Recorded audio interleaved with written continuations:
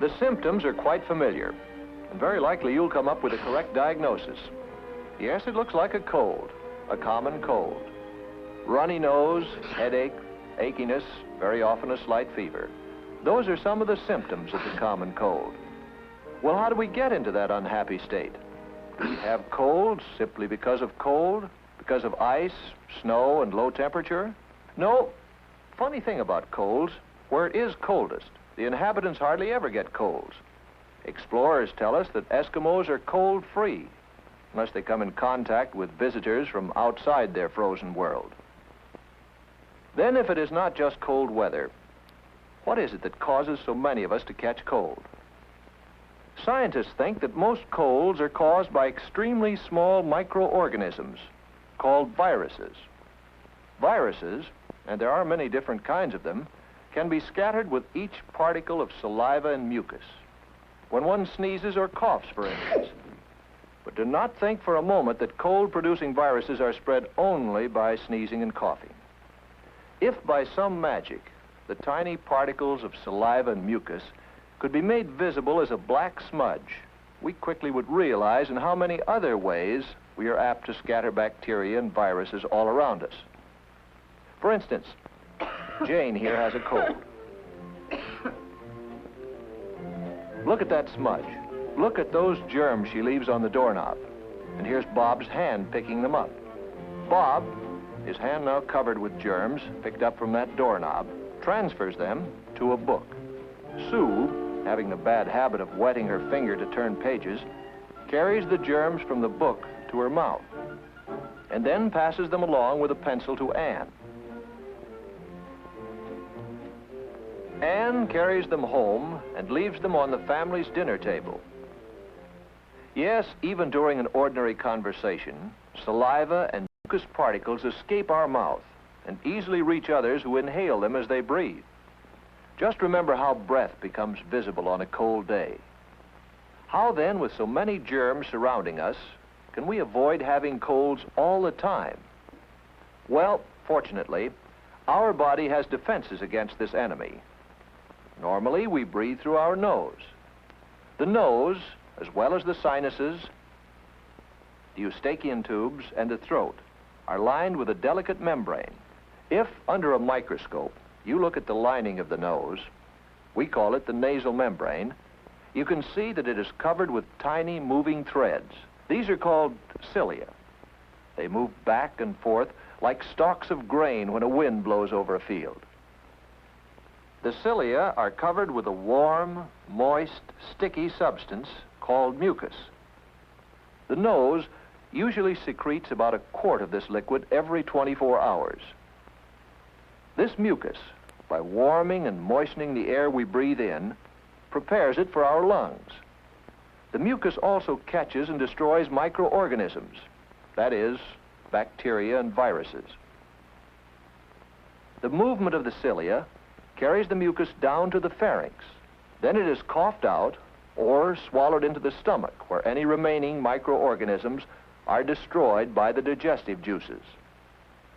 If these defenses are weakened, the cold virus will gain a foothold and cause the inflammations which so often are associated with the common cold. The common cold is not a serious sickness, but still, medical science as yet has not found a cure for it. Ah, yes, there are remedies galore, all sorts of medications, which soothe pain and headaches and so bring some relief. However, they do not cure colds. And no matter how convincingly they may be advertised, do not use them without having checked with your doctor. But there is a sound prescription. If you have a cold, don't stay in school, because if you do, you may send others home with your cold.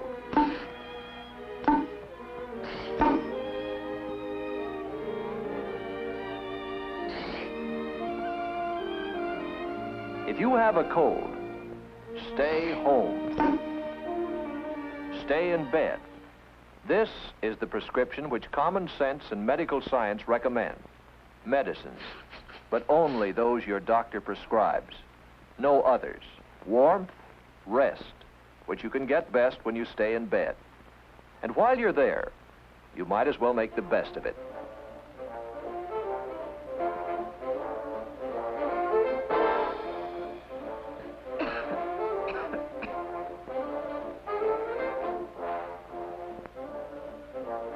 Right. Use tissues instead of handkerchiefs. That way you'll dispose of the germs much better than when you blow them into a handkerchief. However, should you not feel better in a couple of days, or if you keep on having a fever, you should ask your parents to call a doctor. You see, what you think is a simple cold could really be the first symptoms of some other disease, such as measles, infantile paralysis, diphtheria, whooping cough, scarlet fever, influenza, and others. However, even if your illness proves to be only a simple cold, it is still important that you take care of it. A cold which is not treated might very well back up along the mucous membrane and so invade the sinuses, the cavities in the bones of the face and the skull. Or the infection may reach the middle ears when it invades the eustachian tubes, which connect the middle ears with the throat. Frequently, the inflammation also travels down the respiratory tract to the pharynx, the larynx, and the trachea. Your throat feels sore and your voice is husky. It travels to the bronchi. You have a bad cough. And occasionally even to the lungs, and that is pneumonia. These are painful complications, and they often take a long time to clear up. The best defense against the common cold and all these other diseases is to keep up the body's natural resistance. To do so, you must eat regularly and well-balanced meals. That is, meat, vegetables, fruit, milk, and so on. Get lots of exercise and fresh air, but do not exhaust yourself. In cold weather, you must wear sensible clothing to provide proper warmth to remain healthy.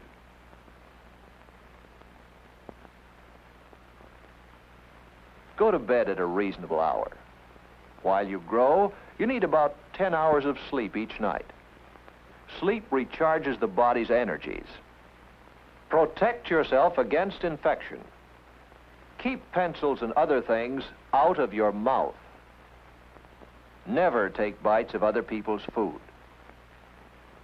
Do not use somebody else's drinking straw or glass, not even within your own family. In the bathroom, for instance, use only your glass. And wash your hands frequently and thoroughly, especially before eating. When you wash your hands, you wash away many of the disease-carrying smudges you may have picked up. But if in spite of all these precautions, you still come down with a cold, let us repeat, take it to bed and stay there until it has run its course. This is the safest way to regain your health and to return as quickly as possible to work, to fun, and to play.